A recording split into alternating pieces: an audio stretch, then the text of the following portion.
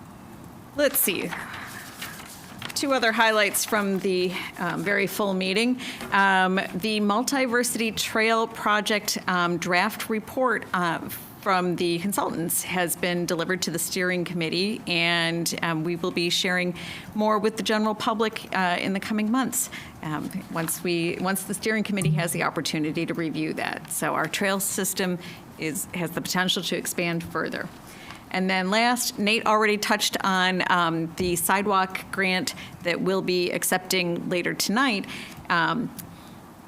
There's always room for more sidewalk improvements, and because there was a little extra well, not a little extra, the county still has significant funds available for additional sidewalk along county roadways. So the Public Works folks jumped right on that. We have 4 more locations that have been identified for the county program, and that is Allen's Creek between Schoolhouse Lane and the Auburn Trail on one side of the street only, Clover between Rowland Parkway and Esplanade Drive on the east side, Elmwood between Valley Road and the Auburn Trail, and that would be on the north side, I think. And Westfall between Edgewood and Monroe Avenue on the south side, if I'm right. Nope? Yes, excellent. Cardinal directions, they're sometimes a little tough. The next meeting of the Public Works Committee will be Tuesday, March 11th at 9 a.m. right here. Thank you, Christine. Moving to new business, reading and approval of claims. Nate? Yes. Bill, earlier today, I reviewed claims totaling $2,404,775.03. That's how many Super Bowls the Eagles have been to since the Cowboys last went to one. Notable claims include, I'm having a good time. Notable claims, if you're saying to yourself, well, boy, that number sounds high, part of that reason is because the town of Brighton collects taxes for other districts, such as the Brighton Fire District and the Henrietta Fire District. And we collected those taxes and made partial payments to the tune of $800,000 to the Brighton Fire District and $200,000 to the Henrietta Fire District. The claims all appear to be in order, and I move for them to be approved. Second? Any discussion? Dan, I'll just say, could be worse. You could, like me, be a Detroit Lions fan. And a Bills fan. We have a motion. It's been seconded. Any further discussion, football or otherwise? Hearing none, Dan, please call the roll. Councilmember Warner? Aye. Councilmember Wilt? Aye. Councilmember Corrado? Aye. Councilmember Salzman? Aye. Supervisor Mealy? Aye. Chris? Bill, the next item is to authorize the supervisor to enter into an agreement with the County of Monroe for the Stop DWI grant funding. And there's a blank here. Yeah, to accept any additional funds that may become available. And to accept any additional funds. I move that we adopt the resolution before us. Second. Chief, anything you want to, obviously this is a program we've used for many years. Yeah, we have been doing it for many years. It's down a little bit over $1,000 from last year. It is based on the 2023 arrest numbers. The amount's $14,301, and I'd like to accept it. It's for grant-funded police patrols. Very good. Any further discussion? Hearing none, Dan, please call the roll. Councilmember Warner? Aye. Councilmember Wilt? Aye. Councilmember Corrado? Aye. Councilmember Salzman? Aye. Supervisor Mealy? Aye. And Chris, why don't you do the next one, too? Bill, the next item is to accept a Byrne Memorial Justice Assistance Grant in an amount not to exceed $189,273 for the enhancement of officer safety and community engagement, And and to amend the budget as necessary to reflect the receipt of that funding. I move that we adopt the resolution before us. Second.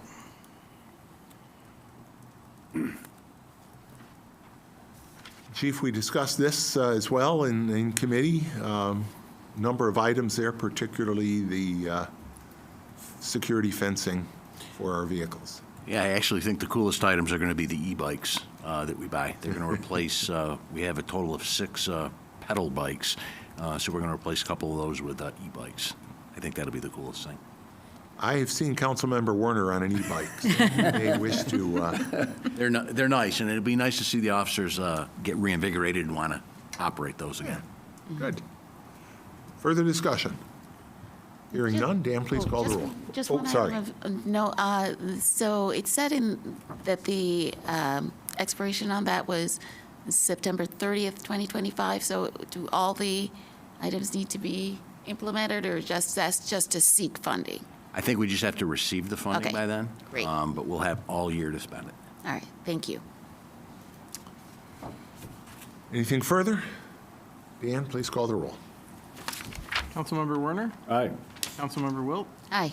Councilmember Corrado, Aye. Councilmember Salzman, Aye. Supervisor Maley. Aye. Christine? The next matter seeks to authorize the Chief of Police to enroll in the Carfax Police Crash Assistance Program to provide online access to vehicular accident reports and establish a convenience fee of $10 per report. I move that we adopt the resolution before us. Second. And this is the program that was discussed earlier. This will relieve really a tremendous administrative burden on the town clerk. Hundreds of FOIL requests last year, coming in at a rate of 100 a month or so since this started, and this will be, I think, a good way to manage that. Yes, indeed. This is so people can get the police crash reports that are, Yes. and they'll be online and easily accessible to them. That's great. Right. And who seconded that motion? I'm sorry. You did, I thought so, but I wanted to make sure. If there's nothing further, Dan? I Oh. just, oh. Go ahead. Nope. I want to make a note about language, not to change the motion in any way, but referring to accident versus crash. It would be valuable for us to change the way we perceive these incidents. The AP style book, just today actually, posted to, they said, take care when using the words accident or crash. Both are generally acceptable for automobile and other collisions and wrecks. However, when negligence is claimed or proven, avoid accident, which can be read by some as a term exonerating the person responsible. It's a mind shift, it's a perception shift in how we consider what happens when vehicles Well, have incidents, that's and that is the all. name of their program, though. Ah, It's okay, not a- in not that a- case, It's not like a language choice that we, I mean, it's interesting to know, but yeah, that is the official name of the program that we're buying. or- all right, I'll take it up with them then. Further discussion? I just want to colleagues, I know there was discussion, and I don't have the resolution in front of me, but referring to the $10 per report, named parties will not have to pay that fee. So real people aren't paying that $10 fee. The insurance company is paying the $10, but if you are in an accident and need a copy, you do not have to pay that. I think it's an important distinction to call out. Yeah. Yep. Further? Hearing none, Councilmember Dan, Werner. please call the roll. Aye. Councilmember Wilt, Aye. Councilmember Corrado, Aye. Councilmember Salzman, Aye. Supervisor Maley. Aye. Nate? The next matter seeks to authorize the supervisor to enter into an intermunicipal agreement with the County of Monroe for municipal sidewalk funding in an amount not to exceed $893,500, and to amend the budget as necessary to reflect receipt of said funding. I move that we approve this matter as prepared by the attorney to the town. Second? And again, we discussed this before. $893,500. It's a great program. Thank you, County Executive Bello and the County Highway Department for developing this program. Again, being proactive, as you've done so many times here in the town of Brighton, to help make our street and highway system safer and more complete. Further comments? Shall we highlight the segments that are? One more time, we can, yeah, Well, Alex? this is the first round. Right, Yes, the so first these round, are- yeah. This was the first targeted area, or set of areas. So this time, and Bill Hafner can keep me honest on this one. Yeah. Allen's Creek between Monroe Avenue and Schoolhouse Lane on the north side. Elmwood Avenue between 590 and just west of Chelmsford on the north side. Edgewood between Stony Brook and Monroe Avenue on the west side. And Westfall on the north side from Roosevelt to Monroe Avenue, and on the south side from Del Rio Drive to Edgewood. So all of these connect us more closely to trails and other significant destinations in town. Further discussion? It's a great program, thank you. Dan, please call the roll. Councilmember Werner, Aye. Councilmember Wilt, Aye. Councilmember Corrado, Aye. Councilmember Salzman, Aye. Supervisor Mealy. Aye. Robin? Certainly. The next matter seeks to approve contracts with Sole Source Vendors Traditional Concrete, Inc. and Magna Flood Lighting for the replacement of light poles and fixtures in a total amount not to exceed $10,400. I move that we adopt the resolution as prepared by the attorney to the town. Second.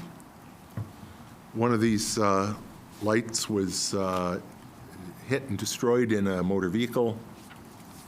I don't know if now I can say accident or crash. And MVA would be the term that traditionally has been used, so the A would stand for accident there. And one is replacing one that has been out for some time along the same stretch of road. We have a motion seconded. Any further discussion?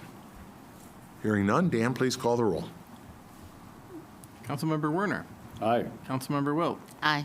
Councilmember Corrado, Aye. Councilmember Salzman, Aye. Supervisor Mealy. Aye. Robin, why don't you do the next one, too? Certainly.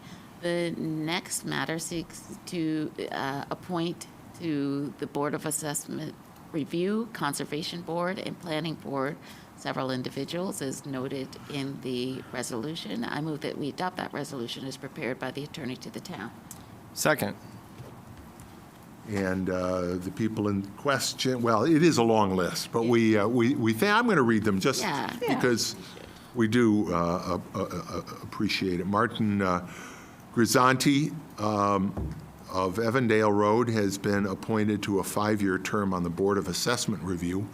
We also have some 1-year terms on the Board of Assessment Review, which are particularly important this year, given the revaluation program. Mary Jane Mahan, Kelsey DeMonte, Cindy Brzezinski Rosado, and Mark Mackey all will be serving as temporary members. Actually, it's less than a year. They serve through September 30th. Reed Smith being appointed to the Conservation Board, and Serge Sossman of Oak Lane is being appointed to the Planning Board. And we thank them all for your willingness to volunteer to the committee. And that was seconded by Nate. Further discussion? Dan, please call the roll. Councilmember Werner, Aye. Councilmember Wilt, Aye. Councilmember Corrado, Aye. Councilmember Salzman, Aye. Supervisor Mealy. Aye, and I'll make this next motion, actually. This is to approve our renewal with the New York State Association of Towns for 2025, and to designate myself to serve as our official delegate at the annual business meeting of the Association of Towns annual meeting, which is coming up next week. I'll make that motion in the form prepared by the attorney to the town. Is there a second? Second?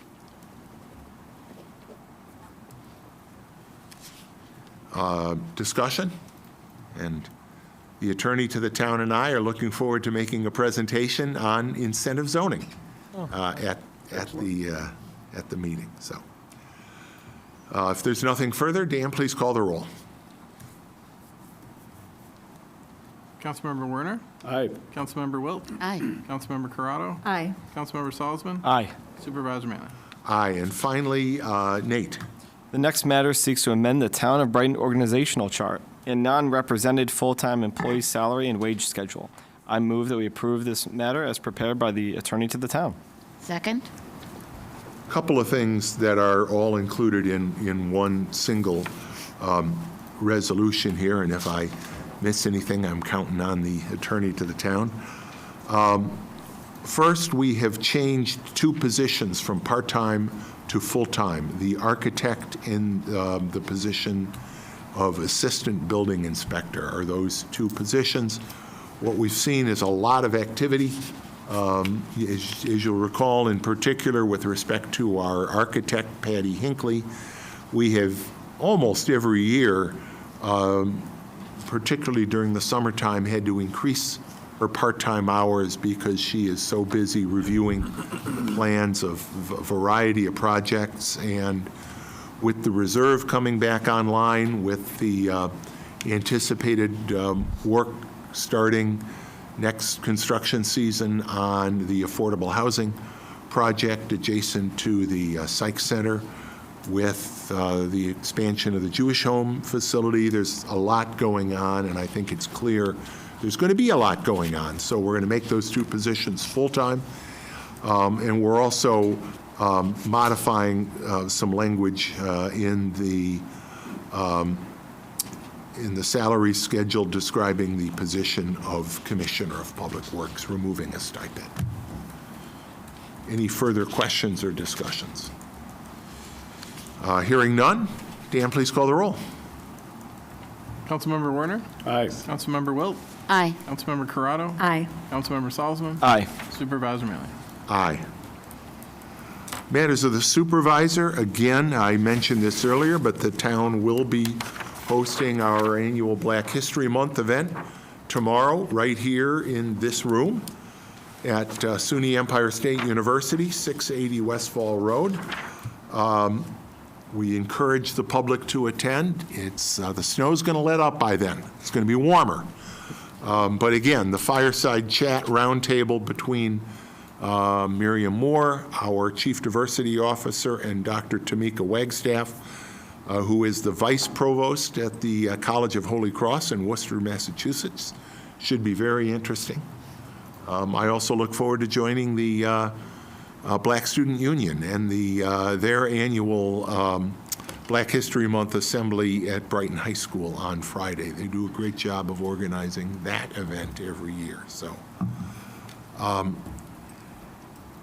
also want to make it clear that the town of Brighton continues to make all of its offerings and activities available to all members of the community. We have no intention of retreating from the wide range of activities. You saw one tonight.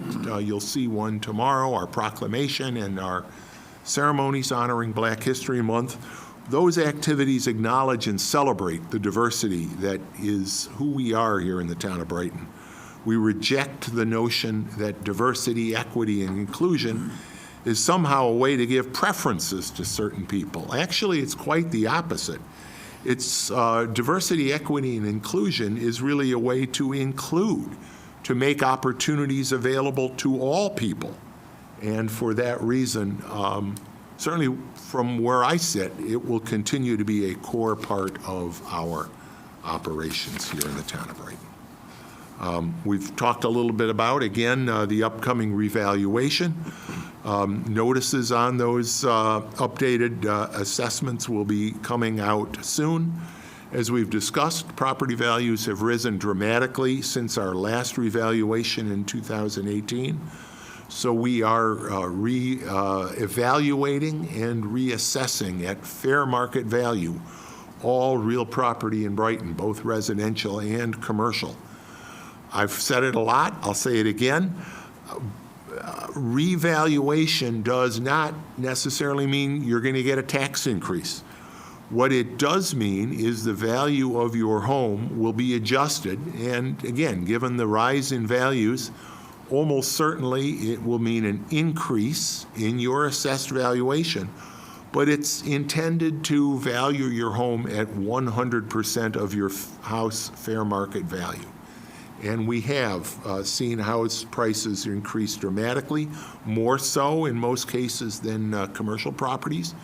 And it's important for purposes of fairness that all properties periodically be reassessed to make sure that they are taxed on 100% of their fair market value. During that reval process, all homeowners will have 3 opportunities to come in and appeal the assessor's valuation of their home. Those opportunities will be both formal and informal. But again, the goal in appealing is not to necessarily suggest that your house should be assessed where it has been in the past, but to make sure that it's assessed at its fair market value. Nothing more, nothing less. The assessor's office has a lot of information and tools, comparable valuations. They can share with you some information on houses that may be comparable to yours. So if you have any questions about the revaluation process, and we've had a lot of people coming in, a lot of folks that have been coming into the building to pay their taxes, have also stopped at the assessor's office, and they've had their questions answered about various tax exemptions, like the senior exemption, the veterans exemption. But if you have questions, check out the assessor's page on our Town of Brighton webpage, or call the office of our town assessor, Janine Whitaker. Her number is 784-5215, 784-5215 for questions to the assessor. Matters of the attorney to the town. Thank you, Supervisor. Nothing to report, but I would request an executive session to discuss 2 matters leading to or involving the employment of particular persons. Thank you. Matters of the town clerk. Now's your chance. I know, an analogy comes to mind. One could say Dallas is to Philadelphia as Kendrick is to Drake. Whoa! Well played. Ouch. Well played. Matters of the town board. Bill, if I might just add in something I overlooked, drone training was participated in by the police department and the fire department, and we will now have a tethered drone available to help on-site supervision of various emergencies, but particularly in the fire department, they see a great potential for that new device, and perhaps in police events and helping with different community events and so forth. It sounds like a very effective tool. Any others? I just wanted to mention that I will be going to Albany for the Black, Puerto Rican, Hispanic, Asian Legislative Caucus this weekend, and then also headed to the Association of Towns. So looking forward to that. If there's nothing further, can I have a motion to go into executive session to discuss the employment of particular people? Bill, I move that we go into executive session to discuss the employment of particular people. Second? Dan, please call the roll. Councilmember Werner, Aye. Councilmember Wilt, Aye. Councilmember Corrado, Aye. Councilmember Salzman, Aye. Supervisor Maley. Aye. I don't expect that we'll be coming back out into public session after the executive session. Thank you to our ASL interpreters. Our next meeting will be 2 weeks from tonight, Wednesday, February 26th, here in this room at Empire State University. Have a good evening, everybody. Stay safe if you're out on the roads. And happy Valentine's Day. Super Bowl.